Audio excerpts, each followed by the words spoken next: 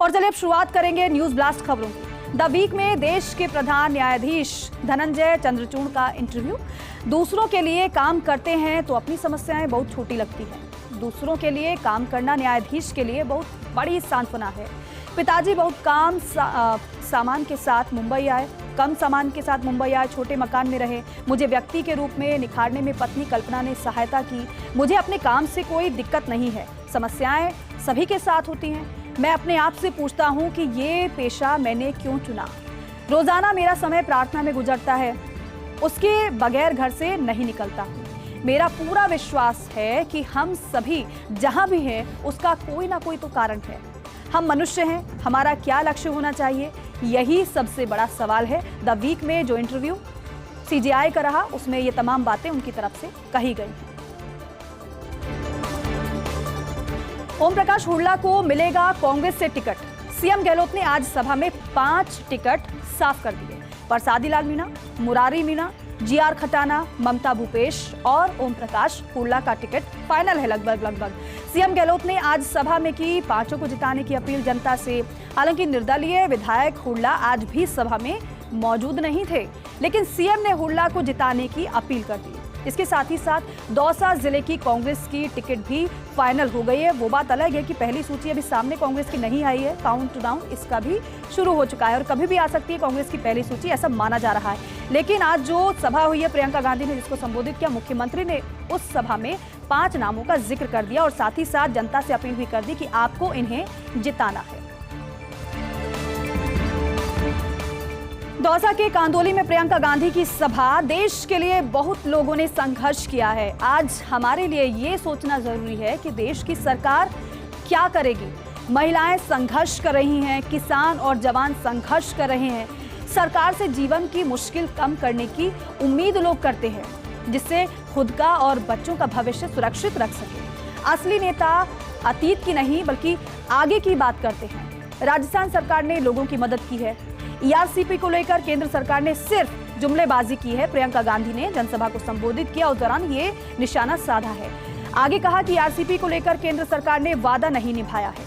इस बार राजस्थान का रिवाज बदल डालो, ये आह्वान प्रियंका गांधी ने वहां मंच से किया, जनसभा को संबोधित करने के दौरान किया। और देखिए, पंजाब में सरकार राज्यपाल के बीच टकराव की स्थिति नजर आ रही है। मान सरकार और राज्यपाल बनवारी लाल पुरोहित में विवाद है। इसी बीच विशेष विधानसभा सत्र भी अनिश्चितकाल के लिए स्थगित। मुख्यमंत्री भगवंत मान के अनुरोध के बाद सत्र को स्थगित किया गया। 30 अक्टूबर को राज्यपाल के खिलाफ पंजाब सरकार जाएगी सुप्रीम कोर्ट।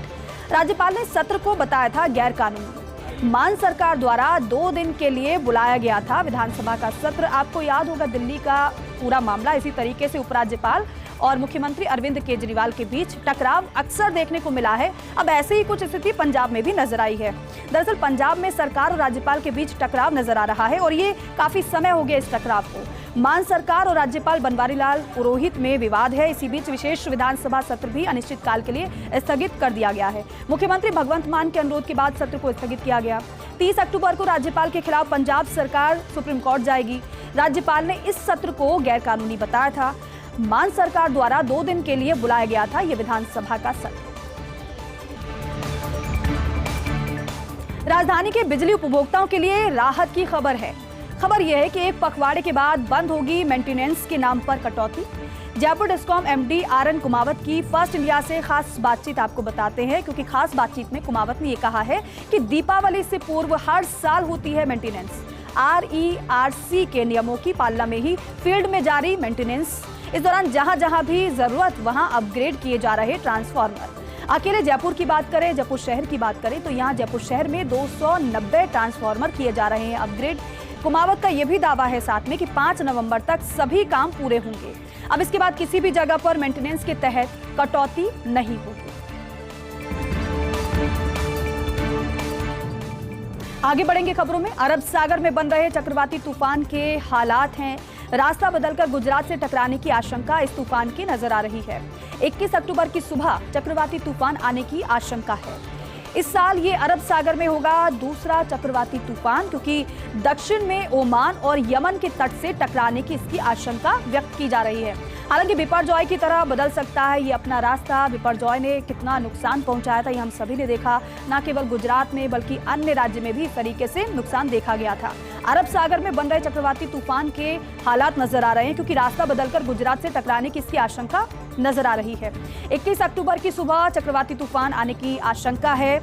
इस साल ये अरब सागर में दूसरा चक्रवाती तूफान होगा। दक्षिण में ओमान और यमन के तट से टकराने की इसकी आशंका व्यक्त की गई है। हालांकि बिपरजॉय की तरह ये अपना रास्ता बदल सकता है, ऐसी भी आशंका है। कर्नाटक में कुछ भाजपा और जदएस के नेता कांग्रेस में शामिल। कांग्रेस पर 2024 के चुनाव से पहले दल बदल को बढ़ावा देने का आरोप लग रहा है। वो बात अलग है कि कांग्रेस पार्टी खुद भारतीय जनता पार्टी पर इस तरीके से आरोप लगाती रही है। उप मुख्यमंत्री डीके शिव कुमार ने किया आरोपों का खंडन। उनके पास मौजूद है भाजपा जदएस के 40 नेताओं के आवेदन, ये डीके शिव कुमार की तरफ से कहा गया है। उन्होंने स्थानीय इकाई से संपर्क कर सिर्फ फोन करने की जरूरत। हाल ही भाजपा से कांग्रेस में आए विधायक रामप्पा लमानी ने कहा है कि कई दिनों से शिव कुमार एंड कंपनी उन्हें दे रही थी निमंत्रण। लमानी के भाषण से मंच पर मौजूद शिव कुमार को होना पड़ा शर्मिंदा। तो देखिए, यहाँ पर कांग्रेस पार्टी पर आरोप लगाए जा रहे हैं और ये गंभीर आरोप है। जिस तरीके से हमने पहले भी देखा कि कांग्रेस पार्टी अक्सर भारतीय जनता पार्टी पे आरोप लगाती है कि हमारे विधायकों को जोड़ तोड़ की कोशिश की जा रही है, लेकिन यहाँ मामला उल्टा नजर आ रहा है। कर्नाटक में कुछ भाजपा और जदएस के नेता कांग्रेस में शामिल। कांग्रेस पर 2024 के चुनाव से पहले दल बदल को बढ़ावा देने का आरोप लगाया जा रहा है। उप मुख्यमंत्री डीके शिव कुमार ने आरोपों का हालांकि खंडन कर दिया है। उनके पास मौजूद हैं भाजपा जदएस के 40 नेताओं के आवेदन, वो ऐसा कह रहे हैं, लेकिन उन्हें स्थानीय इकाई से संपर्क कर सिर्फ फोन करने की जरूरत है, ये बातें कही गई उनकी तरफ से। लेकिन हाल ही में भाजपा से कांग्रेस में विधायक रामप्पा लमानी ने यह कह दिया कि कई दिनों से शिव कुमार एंड कंपनी उन्हें निमंत्रण दे रही थी। लमानी के भाषण से मंच पर मौजूद शिव कुमार को शर्मिंदा इसकी वजह से होना पड़ गया। एसीबी ने आय से अधिक संपत्ति का मुकदमा दर्ज किया है। एक्स सीएम राजेंद्र लखारा के खिलाफ एक और मुकदमा दर्ज किया गया है। दरअसल वैध आय से 116% अधिक मिली है राजेंद्र लखारा की परिसंपत्तियां। 3,10,83,000 से अधिक मिली है परिसंपत्तियां। आरोपी के घर की तलाशी में एसीबी को मिली थी नोट गिनने की मशीन भी। अब एसीबी की टीम मामले की जांच कर रही है। एक और मुकदमा दर्ज किया गया है राजेंद्र लखारा पर। एसीबी ने जुलाई में किया था लखारा को 4 लाख रुपए की रिश्वत देते ट्रैप, और ये मामला अब आगे बढ़ता हुआ इसलिए नजर आ रहा है क्योंकि अब सभी परिसंपत्तियों को राजेंद्र लखारा की जांचा जा रहा है, चेक किया जा रहा है, और इसी दौरान ये पता चला है कि जो परिसंपत्तियां मिली है राजेंद्र लखारा की, वो जो वैध आय उनकी है, यानी कि जो सैलरी उनकी है, उससे 116% अधिक परिसंपत्तियां राजेंद्र लखारा की मिली है। और यही वजह है कि राजेंद्र लखारा के खिलाफ एसीबी ने एक और मुकदमा दर्ज कर लिया है, जांच की जा रही है। ठेठ पाकिस्तान तक दिखेगी देश के तिरंगे की झलक। अटारी बॉर्डर पर 418 फीट सबसे ऊंचे तिरंगे का उद्घाटन। कल केंद्रीय मंत्री नितिन गडकरी ने किया तिरंगे का उद्घाटन, जो कि देश की शान है, देश का गौरव है। पाकिस्तान से देखा जा सकेगा 4 करोड़ की लागत से स्थापित तिरंगा। गडकरी ने सबसे पहले सचखंड श्री हरमंदिर साहिब में मत्था टेका। गडकरी ने वाघा बॉर्डर पर बीएसएफ के म्यूजियम का भी दौरा किया। देश के लिए गर्व की बात यह है क्योंकि सबसे ऊंचा तिरंगा वहां पर स्थापित किया गया है। ठेठ पाकिस्तान तक देश के तिरंगे की अब झलक दिखेगी। अटारी बॉर्डर पर 418 फीट सबसे ऊंचे तिरंगे का उद्घाटन कल केंद्रीय मंत्री नितिन गडकरी ने किया है। पाकिस्तान से देखा जा सकेगा 4 करोड़ की लागत से स्थापित ये तिरंगा, जिसको स्थापित किया गया है, सबसे ऊंचा तिरंगा है, जिसकी जो लागत है वो 4 करोड़ रुपए की है। गडकरी ने सबसे पहले सचखंड श्री हरमंदिर साहिब में मत्था टेका, उसके बाद तिरंगे को स्थापित किया। गडकरी ने बाघा बॉर्डर पर बीएसएफ के म्यूजियम का भी दौरा किया। एमपी में दिग्विजय सिंह के परिवार के 4 लोगों को कांग्रेस का टिकट। दिग्विजय सिंह के पुत्र जयवर्धन राघोगढ़ से लगातार 2 बार विधायक, चांचौड़ा से विधायक भाई लक्ष्मण सिंह को फिर से कांग्रेस का टिकट। दिग्विजय के भतीजे विधायक प्रियव्रत को भी फिर से खिलचीपुर से टिकट दिया गया है कांग्रेस पार्टी की तरफ से। पूर्व केंद्रीय मंत्री अर्जुन सिंह के पुत्र अजय सिंह राहुल भी रिश्तेदार हैं। दिग्विजय सिंह की भतीजी के साथ हुई है अजय सिंह राहुल की शादी। चुरहट से 3 बार विधायक रहे हैं। 2018 में भाजपा से हार गए थे। कांग्रेस ने इस बार फिर अजय सिंह राहुल को उम्मीदवार बनाया है और यही वजह है कि भारतीय जनता पार्टी परिवारवाद का कांग्रेस पार्टी पर आरोप लगाती है। चलिए खबरों में आगे बढ़ेंगे। भारत से 7 देशों को गैर बासमती चावल के निर्यात की अनुमति। विदेश व्यापार महानिदेशालय DGFT ने जारी की है अधिसूचना। इसके संबंध में 7 देशों को 10,34,800 टन चावल निर्यात की अनुमति दी गई है। नेपाल को 95,000 टन, कैमरून को 1.90 लाख टन, आइवरी कोस्ट को 1.42 लाख टन, गुनी को 1.42 लाख टन, मलेशिया को 1.70 लाख टन, फिलीपींस को 2.95 लाख टन, सेशल्स को 800 टन गैर बासमती चावल निर्यात की अनुमति दे दी गई है और इसके संबंध में अधिसूचना भी जारी कर दी गई है। ओडिशा सीएम नवीन पटनायक का कर्मचारी हितैषी फैसला नजर आया है। दरअसल सरकारी कर्मचारियों पेंशन भोगियों का 4% डीए बढ़ाया गया है। मुख्यमंत्री की तरफ से महंगाई राहत भत्ता भी 4% बढ़ाया गया है।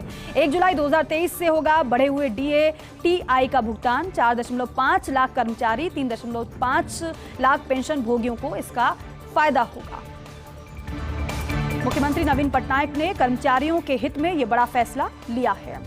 खबरों में आगे बढ़ेंगे। दशहरा पर रावण दहन करेंगी सोनिया गांधी। लाल किले के गांधी मैदान में करेंगी रावण दहन।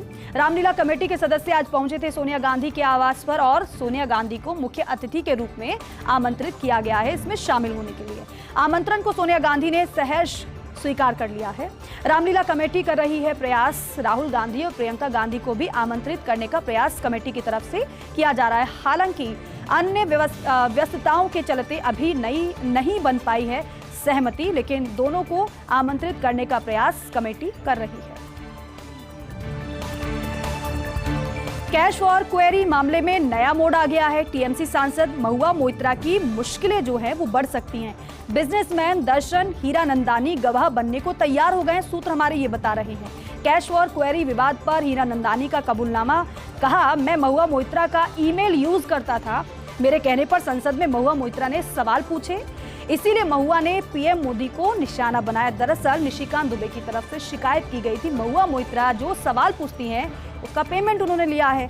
अब जब शिकायत की गई उसके बाद यहां पर जांच कमेटी बैठा दी गई, लेकिन इस मामले में नया मोड़ ये आ गया है। कैश फॉर क्वेरी विवाद पर हीरा जो नंदानी है उनका कबूलनामा, वो ये कह रहे हैं कि मैं महुआ मोइत्रा का ईमेल यूज करता था। मेरे कहने पर संसद में महुआ मोइत्रा ने सवाल पूछे हैं, इसीलिए महुआ ने पीएम मोदी को निशाना बनाया, क्योंकि जिस तरीके से वो सवाल पूछती थी टारगेट प्रधानमंत्री नरेंद्र मोदी होते थे। उनकी छवि को खराब करने की कोशिश इन सवालों के जरिए होती थी, जिनके जरिए वो पैसे लेती थी।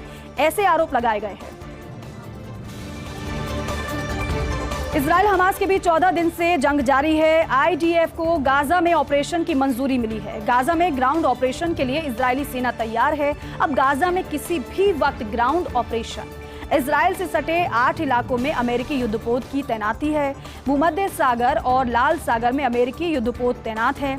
अमेरिका के साथ ब्रिटिश सेना के युद्धपोत भी तैनात हैं। इजराइल के पास एक देश की आर्मी जितनी सैन्य मदद पहुंच रही है, क्योंकि अमेरिकी राष्ट्रपति जो बाइडेन पहुंचे थे, कहा था इजराइल को कि इजराइल के लोग खुद को बेगाना ना समझे, अमेरिका आप सभी के साथ है। चलिए